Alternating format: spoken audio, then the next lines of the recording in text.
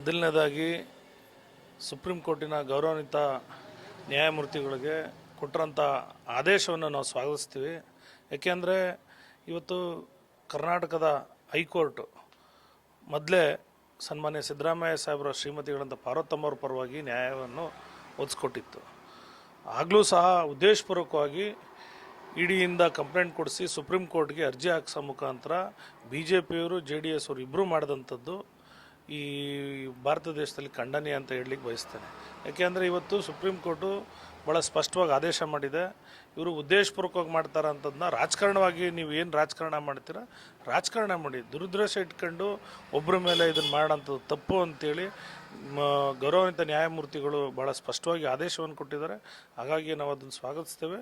ಮತ್ತು ಇವತ್ತು BJP ಮತ್ತು JDSನವರು ಇರೋಂಥ ಒಂದು ಈ ಏನು ಇನ್ನೊಬ್ಬರ ಮೇಲೆ ಇಲ್ಲ ಸಲ್ಲದ ಆರೋಪವನ್ನು ಮಾಡ್ಕೊಂಬರ್ತಾ ಇದ್ದಾರೆ, ಮಾಡೋದನ್ನು ನಿಲ್ಲಿಸಬೇಕು. ಶ್ರೀಮತಿ ಪಾರ್ವತಮ್ಮರು ಯಾವುದೇ ಥರಂಥ ಒಂದು ಹಗರಣಕ್ಕಾಗಲಿ ಬಂದಿಲ್ಲ, ಗೌರವಾನ್ವಿತವಾಗಿ ಮನೇಲಿದ್ದಾರೆ. ಅಂಥವ್ರಿಗೆ ಮುಂದಿನ ದಿನಗಳಲ್ಲಿ ಒಳ್ಳೆಯದಾಗಲಿ ಅಂತೇಳಿ ಹೇಳಲಿಕ್ಕೆ ಬಯಸ್ತೇನೆ. ಇವತ್ತು BJPಯವ್ರಿಗೆ JDS ಅವ್ರಿಗೆ ಭಾಳ ಸ್ಪಷ್ಟವಾಗಿ ಉತ್ತರ ಕೊಟ್ಟಂಗೆ ಆಗಿದೆ. ಯಾಕೆಂದರೆ ಸುಪ್ರೀಂ ಕೋರ್ಟೇ ನೇರವಾಗಿ ಚೀಮಾರಿ ಹಾಕಿರೋಂಥದ್ದು ಯಾರಿಗೆ, ಕೇಂದ್ರ ಸರ್ಕಾರದವ್ರಿಗೆ.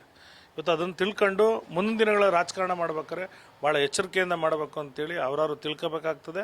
ಇವತ್ತು ಕೊಟ್ಟರಂಥ ಒಂದು ತೀರ್ಪು ಈ ದೇಶಕ್ಕೆ ಭಾಳ ಒಳ್ಳೆ ಮಾದರಿಯಾದಂಥ ತೀರ್ಪು ಅಂತೇಳಿ ತಮ್ಮ ಮಾಧ್ಯಮದ ಮುಖಾಂತರ ಹೇಳಲಿಕ್ಕೆ ಬಯಸ್ತೇನೆ.